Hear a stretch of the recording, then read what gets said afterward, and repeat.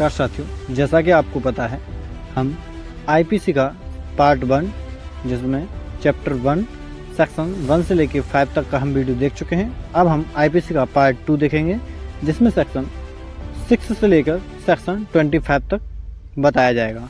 Chapter 2 है ये। Chapter 2 हमारा सेक्शन 6 से लेकर 52 तक है। अब हम देखते हैं सेक्शन 6। इस संहिता में सर्वत्र अपराध की हर परिभाषा, हर दंड, उपबंध और हर ऐसी परिभाषा या दंड उपबंध का हर दृष्टांत साधारण अपवाद शीर्षक वाले अध्याय में अंतर्विष्ट अपवादों के अध्ययन समझा जाएगा, चाहे उन अपवादों को ऐसी परिभाषा, दंड, उपबंध या दृष्टांत में दोहराया न गया हो।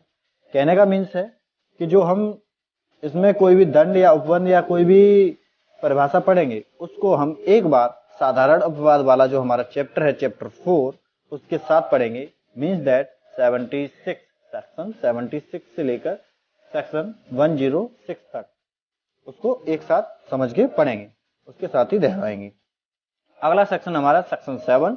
तो सेक्शन 7 को सरल शब्दों में समझाता हूं कि एवरी एक्सप्रेशन की कोई भी एक्सप्रेशन, कोई भी भाव, कोई भी वर्ड जब एक बार एक्सप्लेन कर दिया गया है, इस वर्ड का यह मतलब है, तो पूरे इंडियन पेनल कोड में, पूरी आईपीसी में उस वर्ड का मतलब वही माना जाएगा जो एक बार कह दिया गया है आईपीसी में।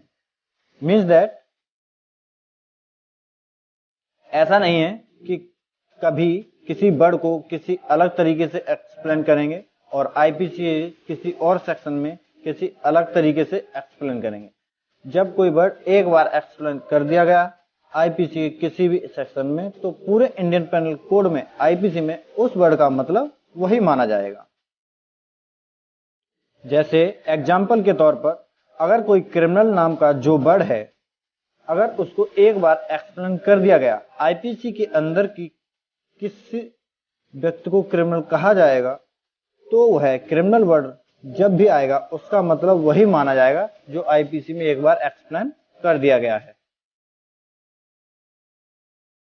अब देखते हैं हम सेक्शन 8 जो लिंग के बारे में बताता है। पुल्लिंगवाचक शब्द जहां प्रयोग किए गए हैं वे हर व्यक्ति के बारे में लागू हैं, चाहे नर हो या नारी। सेक्शन 8 सिर्फ इतना ही कहता है कि पुल्लिंगवाचक शब्द जहां आ जाएगा वो हर व्यक्ति के लिए है, चाहे वो नर हो चाहे नारी हो। अब देखते हैं सेक्शन 9। तो सेक्शन 9 बताता है वचन के बारे में। तो सेक्शन 9 के मुताबिक जब तक किस संदर्भ से तत्प्रतिकूल प्रतीत ना हो, एक वचन घोतक शब्द के अंतर्गत बहुवचन आता है और बहुवचन घोतक शब्द के अंतर्गत एक वचन आता है। इसका मीन्स है जब तक सही से तत्प्रतिकूलित प्रतीत ना हो तब तक एक वचन के अंतर्गत बहुवचन भी आ सकता है और बहुवचन के अंतर्गत एक वचन भी आ सकता है। अब देखते हैं सेक्शन 10। तो सेक्शन 10 बताता है पुरुष के बारे में, पुरुष या स्त्री। तो ये कहता है पुरुष शब्द किसी भी आयु के मानव नर का घोतक है और स्त्री शब्द किसी भी आयु की मानव नारी का घोतक है। तो ये सेक्शन 10 क्या कहता है कि पुरुष जहां पर भी वर्ड आएगा तो वो किसी भी आयु का नर हो उसके लिए यूज किया जाएगा और स्त्री किसी भी आयु की नारी हो उसका ये घोतक है। साधारण भाषा में हम अगर इस धारा के मतलब को समझने की कोशिश करें तो यह धारा कहती है कि आईपीसी में हर आयु वर्ग के मर्द को पुरुष रूप में जाना जाएगा, फिर चाहे वो एक नाबालिग कम उम्र का किशोर हो या जवान लड़का या फिर कोई बुजुर्ग शख्स। इस सभी के लिए पुरुष शब्द का इस्तेमाल किया जाएगा। सेम इसी तरह हम स्त्री शब्द का भी इस्तेमाल करेंगे, चाहे वो नाबालिग कम उम्र की लड़की हो, किशोर हो, चाहे जवान लड़की हो या फिर बुजुर्ग महिला, उसके लिए भी हम स्त्री शब्द का ही यूज करेंगे। अब देखते हैं सेक्शन 11 जो व्यक्ति शब्द के बारे में बताती है। तो ये कहता है कि व्यक्ति शब्द से तात्पर्य कोई भी कंपनी या जंगम या कोई भी कंपनी या संगम या व्यक्ति निकाय, चाहे वह निगमित हो या नहीं, व्यक्ति शब्द के अंतर्गत आते हैं। कहने का मीन्स कोई भी कंपनी हो या वो कोई निगमित निकाय हो, निगमित हो या नहीं हो, वो व्यक्ति शब्द के अंतर्गत आता है। नेक्स्ट देखते हैं हम सेक्शन 12 जो लोक के बारे में बताता है। तो इंडियन पेनल कोड का जो सेक्शन 12 है इसमें यह बताया गया है कि जब भी पूरे इंडियन पेनल कोड के अंदर कहीं पर पब्लिक वर्ड आएगा तो उसको यह माना जाएगा वह किसी भी श्रेणी के लोगों के लिए यूज हो सकता है और किसी भी जाति धर्म के लोगों के लिए यूज हो सकता है। जहां पर भी लोग शब्द यूज आएगा तो वहां पे ये होगा। अब देखते हैं सेक्शन 12 तो सेक्शन 13। तो सेक्शन 13 जो है वो क्वीन शब्द को परिभाषित करती थी, लेकिन इस संहिता को निरसित कर दिया गया है। लेकिन इसके बारे में मैं बता देता हूँ, सेक्शन 13 जो थी वो सिर्फ नाम मात्र के लिए रह गई है। 1950 में इसको निरस्त कर दिया गया था। विधि अनुकूलन आदेश 1950 के माध्यम से इसको निरस्त कर दिया गया था। ठीक है, अब देखते हैं सेक्शन 14। सेक्शन 14 जो है सरकार का सेवक को रिप्रेजेंट करता है। तो इसके द्वारा गवर्नमेंट सर्वेंट शब्द को परिभाषित करती है, जो यह बताती है कि भारत में सरकार द्वारा सरकार के अधिकार क्षेत्र में या उसके अधीन आने वाले क्षेत्र में तैनात या नियुक्त किए गए अधिकारी या सेवक का मतलब सरकार का सेवक मीन्स दैट गवर्नमेंट सर्वेंट से है। अब आता है हमारे पास सेक्शन 15। तो आपको बता दें, ब्रिटिश इंडिया कंपनी से संबंधित थी धारा 15 और 1937 में इसको निरस्त कर दिया गया था। उसी तरह से सेक्शन 16 को भी निरस्त कर दिया गया है। तो अब हम देखते हैं सेक्शन 17। सेक्शन 17 कहता है, सरकार के बारे में बताता है। सेक्शन 17 के अनुसार सरकार गवर्नमेंट शब्द केंद्रीय सरकार सेंट्रल गवर्नमेंट या किसी राज्य की सरकार मीन्स दैट स्टेट गवर्नमेंट का घोतक है।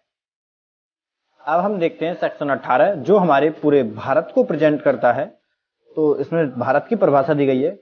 कहा गया है, भारतीय दंड संहिता यानी इंडियन पेनल कोड की धारा 18 के अनुसार भारत से जम्मू कश्मीर राज्य के सिवाय भारत का राज्य क्षेत्र अभिप्रेत है।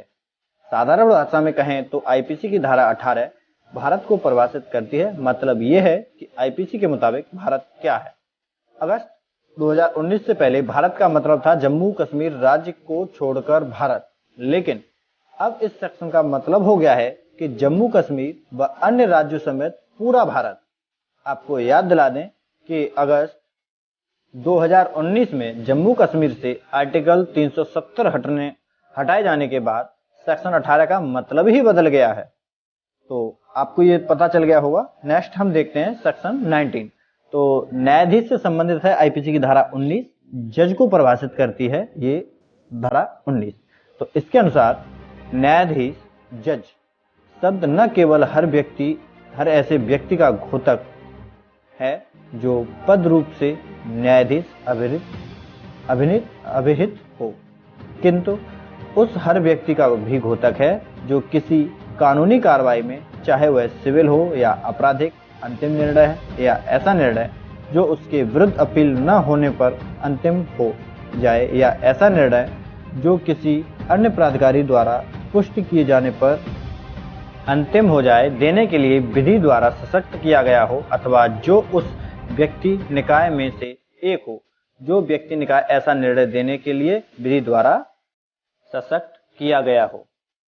अब आपको ये सेक्शन 19 समझ में आ चुका होगा। नेक्स्ट देखते हैं सेक्शन 20 के अनुसार धारा 20 न्यायालय शब्द को जो परिभाषित करती है, कोर्ट उस न्यायाधीश जज का जिसे अकेले ही को न्यायिकतः कार्य करने के लिए विधि द्वारा सशक्त किया गया हो, या उस न्यायाधीश निकाय का जिसे एक निकाय के रूप में न्यायिकतः कार्य करने के लिए विधि द्वारा सशक्त किया गया हो, जबकि ऐसा न्यायाधीश या न्यायाधीश निकाय न्यायिकतः कार्य कर रहे हों, इसका घोतक है।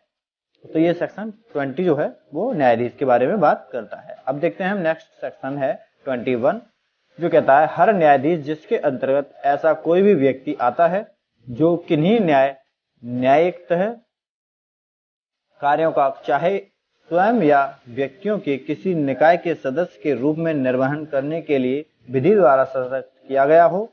न्यायालय का हर अधिकारी जिसके अंतर्गत समापक, रिसीवर का कमिश्नर आता है। तो ये 21 जो है लोक सेवक के बारे में बात करता है। अब आता है नेक्स्ट 22 सेक्शन। तो ये चल संपत्ति से संबंधित है, मूवेबल प्रॉपर्टी को परिभाषित करता है ये सेक्शन 22। तो इसके बारे में और भी है। इसके अंतर्गत हर भांति की मूर्त संपत्ति आती है, किंतु भूमि और वे चीजें जो भूबद्ध ग्राउंड बाउंड हों या भूबद्ध किसी चीज से स्थायी रूप से जकड़ी हों इसके अंतर्गत नहीं आती है। आपको समझ में आ चुका होगा। नेक्स्ट है हमारा सेक्शन 23। तो आईपीसी की धारा 23 के अनुसार सदोष अभिलाभ विधिविरुद्ध साधनों द्वारा ऐसी संपत्ति का अभिलाभ है जिसे प्राप्त करने वाला व्यक्ति वैध रूप से उसका हकदार न हो, और सदोष हानि है इसमें। सदोष हानि विधिविरुद्ध साधनों द्वारा ऐसी संपत्ति की हानि है जिस हानि को उठाने वाला विधि व्यक्ति वैध रूप से उसका हकदार ना हो। फॉर एग्जाम्पल के लिए आप जम्मू कश्मीर को ले लीजिए। जम्मू कश्मीर अगर पाकिस्तान को दे दिया जाए तो सदोष अभिलाभ किसका होगा? पाकिस्तान का होगा। और भारत से अगर जम्मू कश्मीर चला गया तो सदोष हानि किसकी होगी? वो भारत की होगी, क्योंकि वैध रूप से हकदार कौन है? भारत है उसका जम्मू कश्मीर पे, ठीक है ना। तो भारत के एरिया में आता है जम्मू कश्मीर, तो वैध रूप से हकदार भारत है, इसलिए सदोष हानि किसको होगी? भारत को होगी। और सदोष अभिलाभ किसको हो जाएगा? वो पाकिस्तान को हो जाएगा। अब नेक्स्ट सेक्शन देखते हैं 24। बेईमानी से जो कोई इस आशय से कार्य करता है कि एक व्यक्ति को सदोष लाभ या अन्य व्यक्ति को सदोष हानि कारित करे, वह उस कार्य को बेईमानी से करता है। मीन्स अगर पाकिस्तान ने जम्मू कश्मीर को ले लिया तो उसने कैसे लिया? जैसे उसको सपोज सदोष लाभ हो गया तो उसने बेईमानी से ये कार्य किया है। तो आपको ये चीज भी समझ में आ चुकी होगी। अब देखते हैं नेक्स्ट सेक्शन है 25, जो कपटपूर्वक के बारे में बताता है। ऐसा कोई व्यक्ति किसी कार्य को कपट करने के आशय से करता है उसे कपटपूर्वक कृत्य कहा जाता है, अन्यथा नहीं। अगर कोई व्यक्ति किसी कार्य को कपट करने के आशय से कर रहा है तो उसको कपटपूर्वक कहा जाएगा, अन्यथा उसको कपटपूर्वक नहीं कहा जाएगा। तो ये हो गया आपका सेक्शन 25। तो हमारा 26 सेक्शन कहता है, लेकिन इसको जानने से पहले जिन साथियों ने अभी तक चैनल को सब्सक्राइब नहीं किया है तो वो कृपया करके चैनल को सब्सक्राइब कर लें और बेल आइकन प्रेस कर दें, ऑल पे सेलेक्ट कर लें और साथ ही साथ लाइक करें, शेयर करें अपने दोस्तों के साथ। जुड़ी रहिए अपने लीगल पर्सन यूट्यूब प्लेटफॉर्म के साथ। तो देखते हैं सेक्शन 25 हम देख चुके थे, ये जो है कपटपूर्वक। तो इसको हम इंग्लिश में फ्रॉडुलेंटली कहते हैं। तो आप इसको, कोई आपके साथ फ्रॉड कर रहा है तो वो कपटपूर्वक कर रहा है, ये आप समझ लीजिए, बस इतना ही है। सेक्शन 26 है विश्वास करने का आशय। कोई व्यक्ति किसी बात के विश्वास करने का कारण रखता है, यह तब कहा जाता है जब वह उस बात के विश्वास करने का पर्याप्त हेतु रखता है, अन्यथा नहीं। सेक्शन 27 कहता है पत्नी, लिपिक या सेवक के कब्जे में संपत्ति। जबकि संपत्ति किसी व्यक्ति के निमित्त उस व्यक्ति की पत्नी, लिपिक या सेवक के कब्जे में है, तब वह इस संहिता के अर्थ के अंतर्गत उस व्यक्ति के कब्जे में है। मीन्स दैट यदि कोई संपत्ति जो है आपकी पत्नी के कब्जे में या आपके लिपिक के कब्जे में या आपके सेवक के कब्जे में है, तो वो आपके कब्जे में मानी जाएगी इस संहिता के अंतर्गत। ठीक है, क्लियर। इसका स्पष्टीकरण कहता है लिपिक या सेवक के नाते अस्थायी रूप से या किसी विशिष्ट अवसर पर नियोजित व्यक्ति इस धारा के अंतर्गत अर्थ के अंतर्गत लिपिक या सेवक है। मीन्स दैट आपके कब्जे के अंतर ही वो मानी जाएगी। ठीक, नेक्स्ट देखते हैं। अब नेक्स्ट सेक्शन आता है हमारा सेक्शन 28, जो काउंटरफिट कूटकरण के बारे में बताता है। इसमें कहा गया है जो व्यक्ति एक चीज को दूसरी चीज के सादृश्य इस आशय से करता है कि वह उस सादृश्य से प्रवंचना करे, या यह संभव जानते हुए करता है कि तद द्वारा प्रवंचना की जाएगी, वह कूटकरण करता है, यह कहा जाएगा। मीन्स दैट जो व्यक्ति किसी भी चीज को इस सादृश्य से या इस आशय से करता है कि उस सादृश्य से प्रवंचना करे। ठीक है, तो इसका स्पष्टीकरण कहता है कि कूटकरण के लिए एक आवश्यक नहीं है, यह आवश्यक नहीं है कूटकरण के लिए कि नकल ठीक वैसी ही हो। अगर कोई काउंटरफिट कर रहा है, इसके लिए मैंने एक कंप्लीट वीडियो बना रखा है, छोटा सा ही वीडियो है, लिंक डिस्क्रिप्शन में मैंने दे रखा है, वहाँ पे जाके आप देख सकते हैं। ठीक है, फॉर्जरी वो भी है, इससे रिलेटेड ही है। ठीक है, तो कि ये आवश्यक नहीं है कि नकल ठीक वैसी ही हो।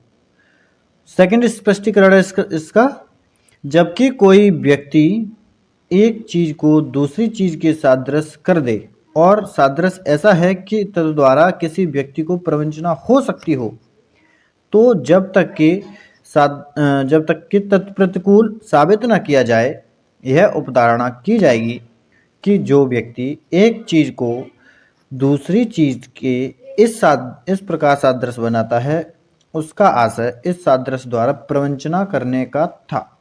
मीन्स दैट प्रवंचना करने का था। और कूटकरड़ की डेफिनेशन में भी क्या दे रहा है कि तर्क द्वारा प्रवंचना की जाएगी या वह उस सादृश्य से प्रवंचना करें। ठीक है, तो स्पष्टीकरण 2 क्लियर होता है हमारा। आगे है सेक्शन 29। सेक्शन 29 कहता है डॉक्यूमेंट, दस्तावेज के बारे में। ठीक है, डॉक्यूमेंट दस्तावेज के बारे में कहता है। तो यहाँ डेफिनेशन है कि दस्तावेज शब्द किसी भी विषय का घोतक है जिसको किसी पदार्थ पर अक्षरों, अंकों या चिन्हों के साधन द्वारा या उनमें एक से अधिक साधनों द्वारा अभिव्यक्त या वर्णित किया गया हो, जो उस विषय के साक्ष्य के रूप में उपयोग किए जाने के आश्रित हों या उपयोग किए जा सकें। मीन्स दैट दस्तावेज क्या हुआ, जो कोई अंक हों, किसी पदार्थ पर अक्षर हों, अंक हों या चिन्ह हों, कोई भी ऐसा साधन जो बाद में साक्ष्य के रूप में उपस्थित किए जा सकते हैं, तो वो दस्तावेज कहलाएंगे। इसका स्पष्टीकरण 1 देखिएगा आप। यह तत्वहीन है कि इस साधन द्वारा या किस पदार्थ पर अक्षर, अंक या चिन्ह बनाए गए हैं, या यह कि साक्ष्य किसी न्यायालय के लिए आश्रित है या नहीं, या उसमें उपयोग किया जा सकता है या नहीं। मीन्स दैट ये चीज़ देखना बहुत ज़रूरी है कि किस पदार्थ पर अक्षर हैं या अंक हैं या चिन्ह बनाए गए हैं, किस पदार्थ पर हैं। ठीक है, जैसे कि पत्थरों पर लिख दिया जाता है, तो ये चीज़ें देखना बहुत ज़रूरी है। या यह कि साक्ष्य किसी न्यायालय के लिए आश्रित है। मीन्स दैट आप ये भी देख सकते हैं कि क्या यह साक्ष्य किसी न्यायालय के लिए आश्रित होगा। ठीक है, अब देखते हैं हम इसी का दृष्टांत। ठीक है, इलस्ट्रेशंस देखते हैं हम। इसमें कहा गया है किसी संविदा के निबंधनों को अभिव्यक्त करने वाला लेख जो उस संविदा के साक्ष्य के रूप में उपयोग किया जा सके, दस्तावेज कहलाता है। मीन्स दैट कोई संविदा है जिसके निबंधनों को अभिव्यक्त करने के लिए जो कोई भी लेख लिखा गया है, उस संविदा के साक्ष्य के रूप में उसे उपयोग किया जा सकता है। कोई भी लेख लिख लिया उसके लिए। ठीक है, आगे है बैंकर पर दिया गया चेक दस्तावेज। जो भी हमारे पास चेक दस्तावेज होता है, ठीक है, तो वो भी हमारे पास साक्ष्य के रूप में होना चाहिए, होता है। आगे है मुख्तारनामा दस्तावेज। ठीक है, a power of attorney is a document. आगे है मानचित्र या रेखांक जिसको साक्ष्य के रूप में उपयोग में लाने का आशय हो या जो उपयोग में लाया जा सके, दस्तावेज है। कोई मानचित्र है जिसको या कोई रेखांक है जिसको साक्ष्य के रूप में लाया जा सके, तो वो भी दस्तावेज है। ठीक है, जिस लेख में निर्देश या अनुदेश अंतर्विष्ट हो वह दस्तावेज है। मीन्स दैट कोई भी रिटन स्टेटमेंट है, उसमें कोई भी कंटेंट दिया है, ठीक है, तो वो भी आपके लिए दस्तावेज है। आगे है स्पष्टीकरण 2। इसका स्पष्टीकरण 2 कहता है कि अक्षरों, अंकों या चिन्हों से जो कुछ भी वाणिज्यिक या अन्य प्रथा के अनुसार व्याख्या करने पर अभिव्यक्त होता है, वह इस धारा के अर्थ के अंतर्गत ही अक्षरों, अंकों या चिन्हों से अभिव्यक्त हुआ समझा जाएगा, चाहे वह वस्तु अभिव्यक्त न भी किया गया हो। ठीक है, तो ये कोई भी अक्षरों या अंकों से कोई भी चिन्हित कोई भी चीज़ है, तो वो भी, या कोई प्रथा है, पुरानी प्रथा है, तो वो भी अभिव्यक्त होता है, ऐसा समझा जाएगा। ठीक है, इस धारा के अंतर्गत। तो ऐसे जैसे कोई पत्थरों पे लिख दिया है, कोई भी मानचित्र बना दिए, तो वो सब हमारे क्या आते हैं, दस्तावेज के अंतर्गत ही आते हैं। ठीक, ये आपको क्लियर होता है। अब हम देखते हैं आगे देखते हैं हम सेक्शन 29A 29 का। इसमें इलेक्ट्रॉनिक अब्लिक के बारे में बताया गया है। इलेक्ट्रॉनिक अब्लिक शब्दों का वही अर्थ होगा जो इसे सूचना प्रौद्योगिकी अधिनियम 2000 की धारा 2 की उपधारा 1 के खंड न में समनुदेशित है। जो सूचना प्रौद्योगिकी अधिनियम की धारा 2 है, उसके क्लॉज उपधारा 1 में इसकी डेफिनेशन दी गई है, तो वहाँ पे इलेक्ट्रॉनिक अब्लिक का वही अर्थ है इसमें भी। ठीक है, आगे है सेक्शन 30। तो ये कहता है मूल्यवान प्रतिभूति। मूल्यवान प्रतिभूति शब्द एक उस दस्तावेज के घोतक हैं जो ऐसी दस्तावेज हैं या होनी तात्पर्य हैं जिसके द्वारा कोई विधिक अधिकार सृजित, विसृजित, विस्तृत, अंतरित, निर्बंधित, निर्वापित किया जाए, छोड़ा जाए या जिसके द्वारा कोई व्यक्ति यह अभिस्वीकार करता है कि वह विधिक दायित्व के अधीन है या अमुक विधिक अधिकार नहीं रखता है, उसे मूल्यवान प्रतिभूति कहा जाएगा। ठीक है, नेक्स्ट सेक्शन देख। सेक्शन है नेक्स्ट 31 जो बिल के बारे में बताता है। इसमें कहा गया है बिल शब्द किसी भी वसीयती दस्तावेज का घोतक है। जिससे आप कोई भी किसी के लिए वसीयत कर रहे हैं, बिल कर रहे हैं, तो वो आपके लिए कोई भी दस्तावेज है तो वो बिल के अंतर्गत ही आएगा। नेक्स्ट है 32। तो कार्यों का निर्देश करने वाले शब्दों के अंतर्गत अवैध लोप आता है जब तक कि संदर्भ से तत्प्रतिकूल आशय प्रतीत न हो। इस संहिता के हर भाग में किए गए कार्यों का निर्देश करने वाले शब्दों का विस्तार अवैध लोगों पर भी होगा। ठीक है, आगे आता है हमारा नेक्स्ट सेक्शन 33। ये कार्य के बारे में बताता है, कार्यालोप। ठीक है, तो कार्य शब्द कार्यावली का घोतक उसी प्रकार है जिस प्रकार एक कार्य का लोप शब्द लोपावली का घोतक उसी प्रकार है जिस प्रकार एक लोप का, मतलब कोई भी कार्य कर रहे हैं तो वहाँ पे जब कार्य का मीन्स उसी से होगा जहाँ पे कार्य हो रहा है, और कोई भी कार्य का लोप होता है तो वहाँ पे लोपावली से जो घोतक है लोप का, तो वहाँ पे लोप होगा। ठीक है, सेक्शन 34 सामान्य आशय को अग्रसर करने में कई व्यक्तियों द्वारा किए गए कार्य। जबकि कोई आपराधिक कार्य कई व्यक्तियों द्वारा अपने सब के सामान्य आशय को अग्रसर करने में किया जाता है, तब ऐसे व्यक्तियों में से हर व्यक्ति एक उस कार्य के लिए उसी प्रकार दायित्व के अधीन है मानो वह कार्य अकेले उसी ने किया है।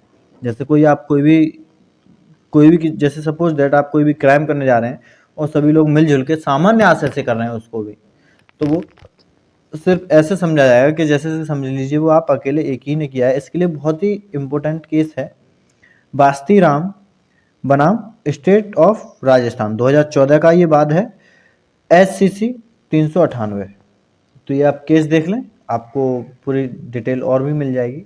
तो आज का ये वीडियो इतना ही, section 26 to section 34। Next video में हम नेक्स्ट सेक्शन की बात करेंगे।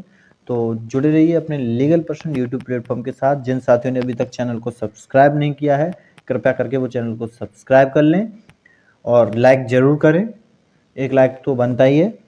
और मिलते हैं नेक्स्ट वीडियो के साथ। जय हिंद।